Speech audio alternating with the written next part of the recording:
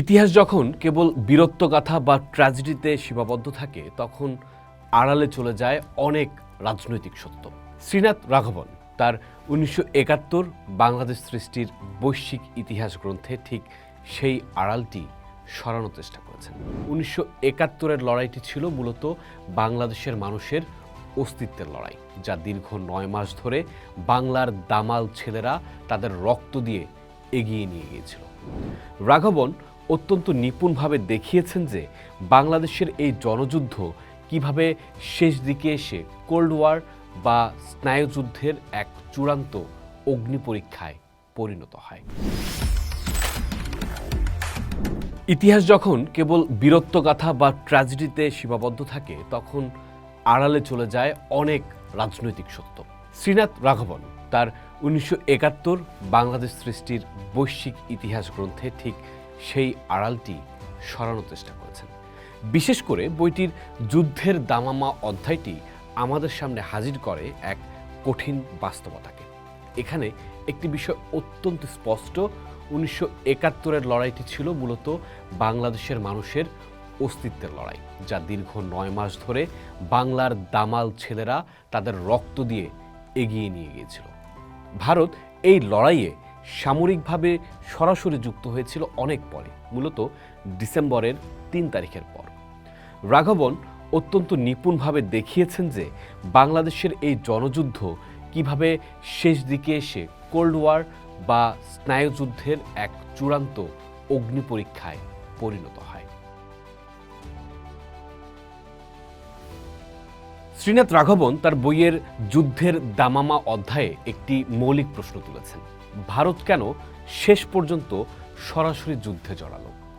প্রথাগত ইতিহাসে আমরা একে কেবল ভ্রাতৃত্বসুলভ সাহায্য হিসেবে দেখি, কিন্তু রাঘবন আর্কাইভাল নথির বরাতে দেখাচ্ছেন ভারতের কাছে এটি ছিল ডেমোগ্রাফিক অ্যাগ্রেশন বা জনমিতিক আক্রমণ। ১৯৭১ সালের মে জুন মাসের মধ্যে যখন শরণার্থীর সংখ্যা কোটির ঘর ছুঁই ছুঁই, তখন ভারতের অভ্যন্তরীণ স্থিতিশীলতা বিপন্ন হয়ে পড়ে। রাঘবন উদ্ধৃত করেছেন যে ইন্দিরা গান্ধী বুঝতে পেরেছিলেন যে পাকিস্তান পরিকল্পিতভাবে একটি জনমিতিক পরিবর্তনের মাধ্যমে ভারতের অর্থনীতি ও সাম্প্রদায়িক স্থিতিশীলতা নষ্ট করতে চাইছে। বইটিতে লেখক বলছেন, ভারতের জন্য তখন যুদ্ধ কেবল বিকল্প ছিল না, এটি ছিল অর্থনৈতিক ও সামাজিক বিপর্যয় এড়ানোর একমাত্র পথ।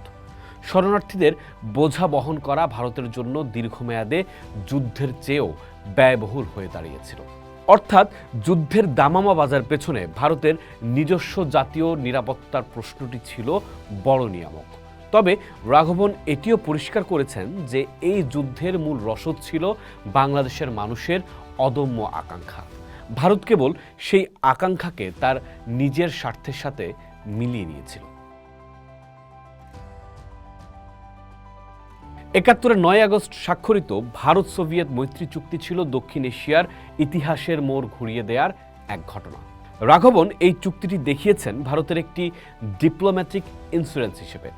ভারত জানত পাকিস্তান আক্রমণ করলে চীন চুপচাপ বসে থাকবে না।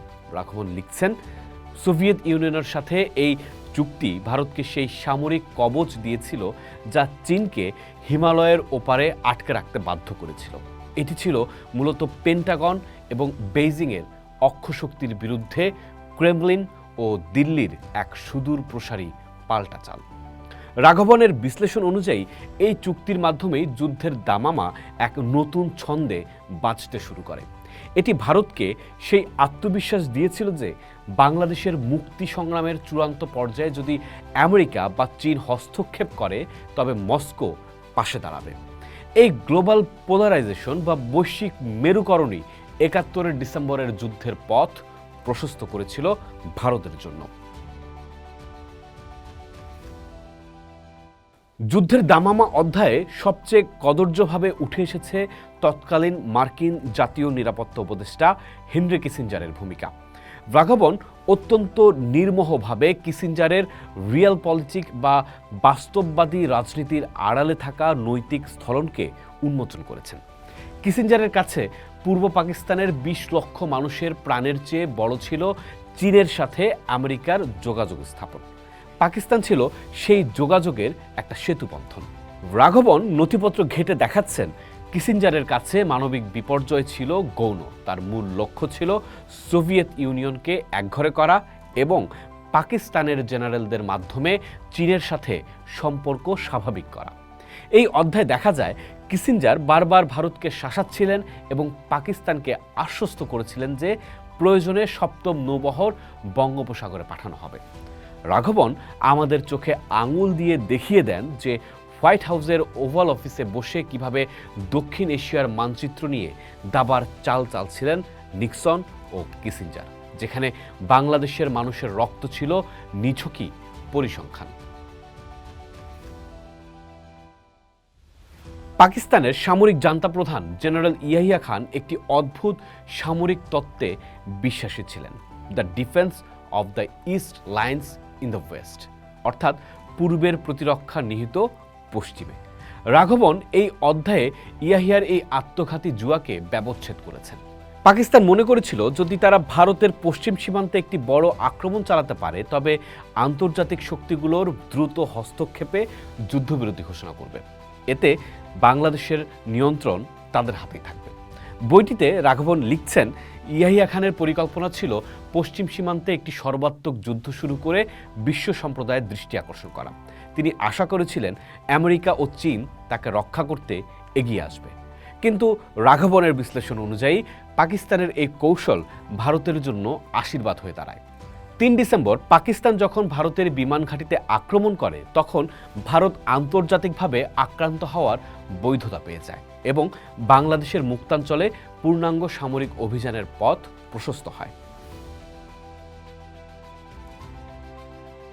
এখানেই রাঘবনের বিশ্লেষণের সবচেয়ে গুরুত্বপূর্ণ দিকটি ফুটে ওঠে, মুক্তিযুদ্ধের স্বকীয়তা।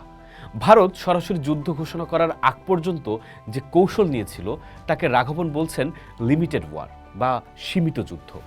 ভারত জানত এই যুদ্ধটি মূলত বাংলাদেশের মানুষের, তাই তারা মুক্তিবাহিনীর কাঁধে বন্দুক রেখে সীমান্ত এলাকায় পাকিস্তানি অবস্থানের ওপর চাপ বাড়াতে থাকে।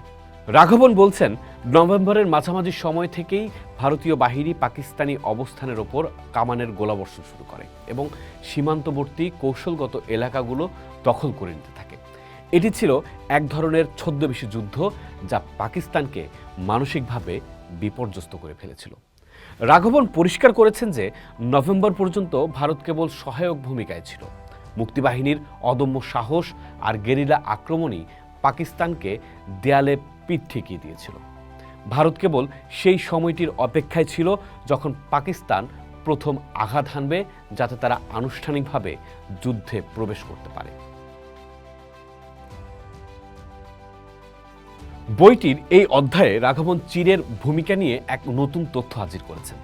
চীন পাকিস্তানকে মৌখিক সমর্থন দিলেও সামরিকভাবে সরাসরি যুদ্ধে নামার ব্যাপারে যথেষ্ট সতর্ক ছিল।